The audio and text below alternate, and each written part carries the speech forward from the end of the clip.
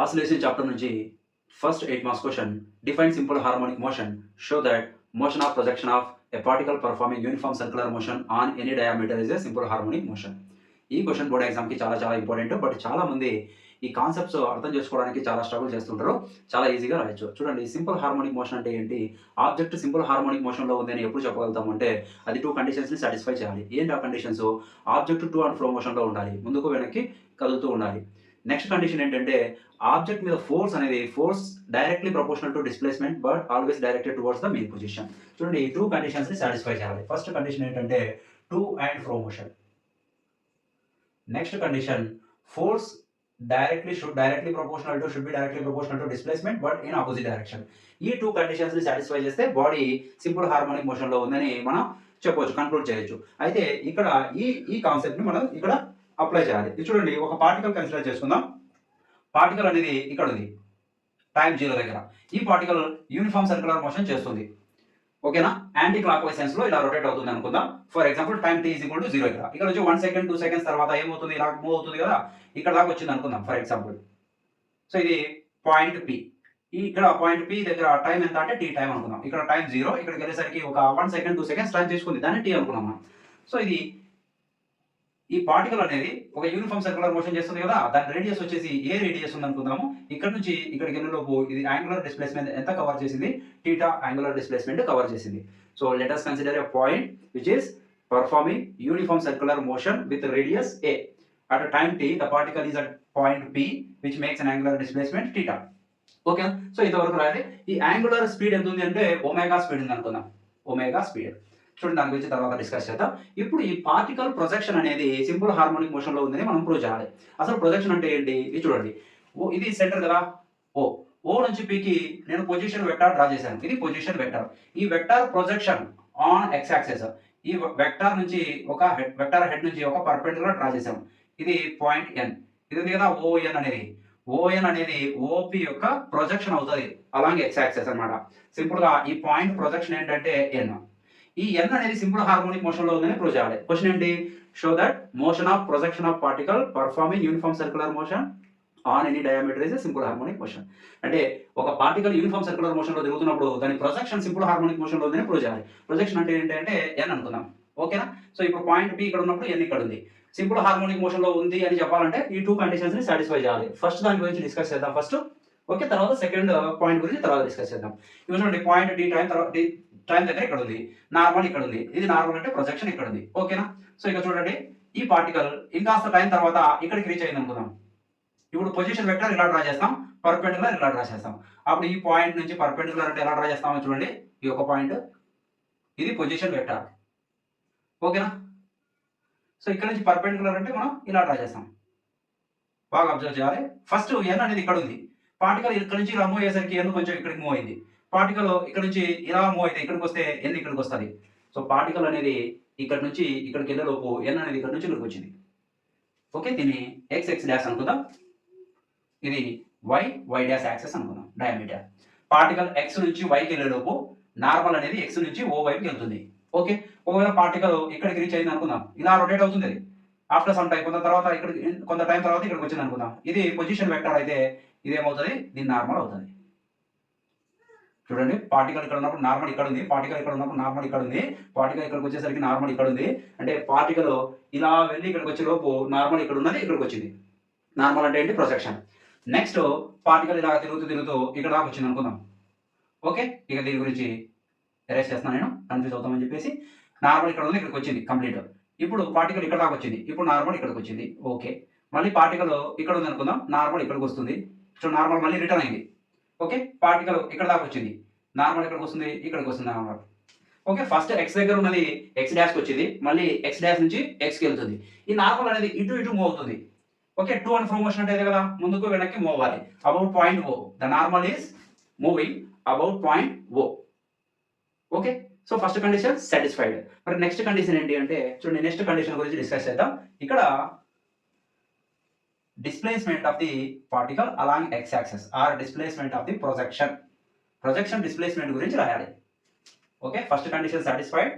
Next condition ఏంటి అంటే దీని ఫోర్స్ అనేది డిస్ప్లేస్మెంట్ కి డైరెక్ట్లీ ప్రపోర్షనల్ ఉంది బట్ ఆపోజిట్ డైరెక్షన్ లో ఉందని మనం ప్రూవ్ చేయాలి. ఓకేనా? పార్టికల్ అనేది ఫస్ట్ ఇనిషియల్గా ఇక్కడ ఉంది అనుకున్నాం కదా, దీని డిస్ప్లేస్మెంట్ ఎంత, నార్మల్ ఇక్కడ ఉంది ప్రొజెక్షన్, ఈ డిస్ప్లేస్మెంట్ రాయాలి. ఇది రైట్ యాంగిల్ ట్రయాంగిల్ కదా, from right angle triangle PON. Okay, ఈ కండిషన్ గుర్తుపెట్టుకోండి, F directly proportional to -x అని ప్రూవ్ చేయాలి మనం. ఓకేనా, from right angle triangle PON cos theta is equal to, ఈ ట్రయాంగిల్లో పిఓఎన్ ట్రయాంగిల్లో ఇది అడ్జసెంట్ సైడ్ అవుతుంది కాబట్టి మనం ఏం రాస్తాం అంటే కాస్ థీటా వాల్యూ రాస్తాను నేను. Cos theta is equal to adjacent divided by adjacent ON అవుతుంది. హైపోటెనస్, హైపోటెనస్ ఎంత, ఓపీ. ఓపీ అంటే ఎంత, రేడియస్ ఆఫ్ ది సర్కిల్. ఎంత అనుకున్నాం, అది ఏ అనుకున్నాం. కాబట్టి ఇక్కడ నుంచి ఓఎన్ వాల్యూ ఫైండ్ అవుట్ చేయాలి. ON is equal to OP cos theta. ON is equal to ఏమవుతుంది, ఇది OP is equal to a cos theta అవుతుంది. ఇది డిస్ప్లేస్మెంట్ కదా, దీన్ని x అనుకోవచ్చు, y అనుకోవచ్చు. x అనుకుందాం. ON is equal to x, x is equal to a cos theta. Equation number 1. ఏంటిది, displacement of the projection or displacement of the particle along x axis అని. ఈ particle displacement along x axis. So ఇప్పుడు displacement వచ్చింది, projection displacement వచ్చింది, దీన్ని differentiate చేస్తే velocity వస్తుంది, దాన్ని డిఫరెన్షియేట్ చేస్తే యాక్సలరేషన్ వస్తుంది. ఎందుకు యాక్సలరేషన్ ఫైండ్ అవుట్ చేయాలంటే, ఫోర్స్ అంటే మనం ఏం రాస్తాం, మాస్ ఇంటూ యాక్సలరేషన్ అని రాస్తాం. యాక్సలరేషన్ ఏ డైరెక్షన్ ఉందో ఫోర్స్ ఆ డైరెక్షన్లో ఉంటుంది, ఫోర్స్ ఏ డైరెక్షన్ ఉందో యాక్సలరేషన్ ఆ డైరెక్షన్ ఉంటుంది. సో యాక్సలరేషన్ ఫైండ్ అవుట్ చేస్తే ఫోర్స్ ఫైండ్ అవుట్ చేసినట్టే. సెకండ్ కండిషన్ ఏం రాసుకున్నాం మనం, సింపుల్ హార్మోనిక్ మోషన్ కి F proportional to -x. So F అంటే ఏ రాసింది, మాస్ ఇంటూ యాక్సలరేషన్ అని రాసి కదా, acceleration directly proportional to -x అని ప్రూవ్ చేసినా సరిపోతుంది అనమాట.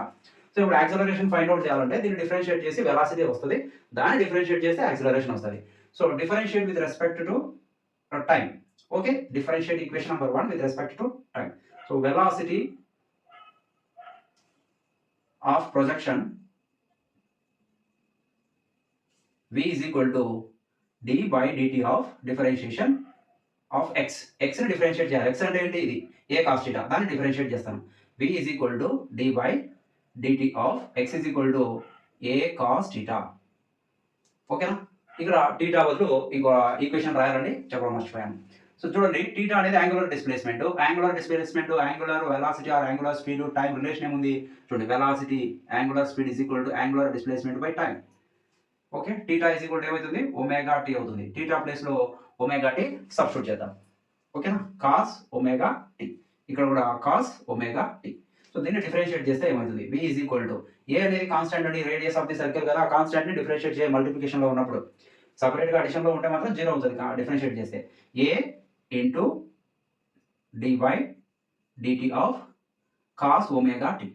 So dy dt of cos theta formula ఏంటి, మనకు ఫార్ములా గుర్తుంది కదా, formula since formula dy dt of cos theta is equal to minus sine theta.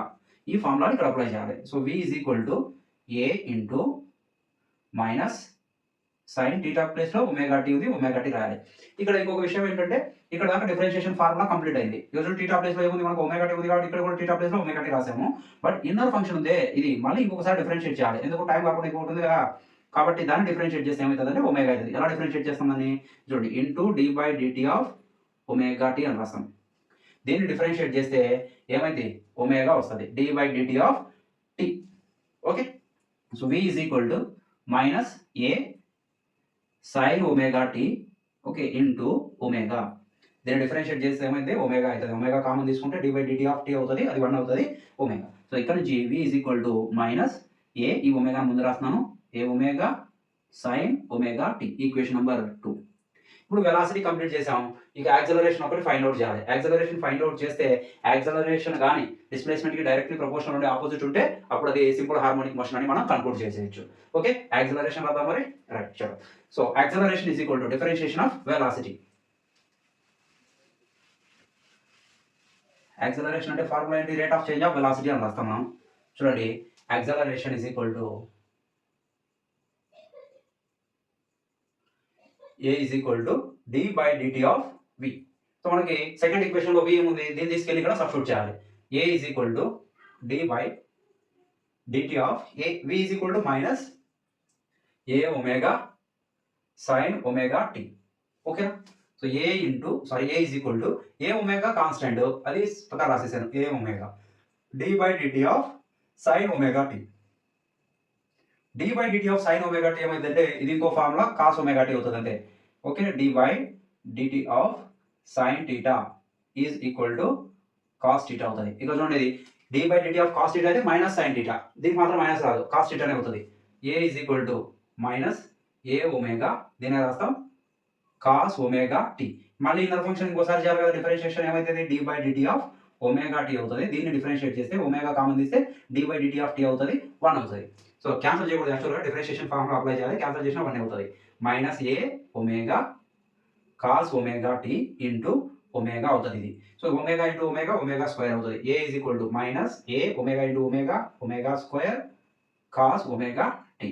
ఇది చూడండి, ఈ ఫార్ములా నుంచి మనం రియలైజ్ చేద్దాం. ఈక్వేషన్ నెంబర్ 1 గుర్తుంది కదా, x is equal to a cos omega t. Equation number 1 a is equal to దీని ఎలా రాయొచ్చు, మైనస్ ఒమేగా స్క్వేర్ ఇలా రాయొచ్చు కదా, ఏ కాస్ ఒమేగా టీ అని. ఒమేగా స్క్వేర్ ముందు రాసి తర్వాత రాసాను. ఈ ఏ కాస్ ఒమేగా టీ ప్లేస్లో మనం ఏం రాయొచ్చు, ఎక్స్ అని రాయొచ్చు. A is equal to minus omega square x. చూడండి ఒమేగా అనేది ఏంటి, యాంగులర్ స్పీడ్, అది కాన్స్టెంట్ యాంగులర్ స్పీడ్తో తిరుగుతుంది కాబట్టి ఇది కాన్స్టెంట్ అయితే ఇక ఏ రాయొచ్చు, a proportional to minus x. So a proportional to minus x ఉందంటే F proportional to minus x ఉందని మీనింగ్. సో అలా ఉంటే అది simple harmonic motion second condition ని సాటిస్ఫై చేసింది అనేసి. సో ఫస్ట్ కండిషన్ ఏంటి, నార్మల్ అనేది పార్టికల్ ఇలా మూవ్ అవుతున్నప్పుడు నార్మల్ ఇటు ఇటు ఆసిలేట్ అవుతుంది అబౌట్ మెయిన్ పొజిషన్, అది ఫస్ట్ కండిషన్. సెకండ్ కండిషన్ ఏంటి, F directly proportional to X ఉండాలి, మైనస్ ఆపోజిట్ డైరెక్షన్ లో ఉండాలి. అంటే యాక్సిలరేషన్ ఆల్వేస్ ఏ డైరెక్షన్ లో ఉంటుంది, టువర్డ్స్ మెయిన్ పొజిషన్ ఉంటుంది యాక్సిలరేషన్, అందుకే మైనస్ వస్తుంది అదనమాట. ఓకేనా. సో వీడియో మీకు అర్థమై ఉంటే వీడియో లైక్ చేయండి, మీ ఫ్రెండ్స్ కూడా షేర్ చేయండి. ఇంకా నా ఛానల్ సబ్స్క్రైబ్ చేయకపోతే సబ్స్క్రైబ్ చేయండి.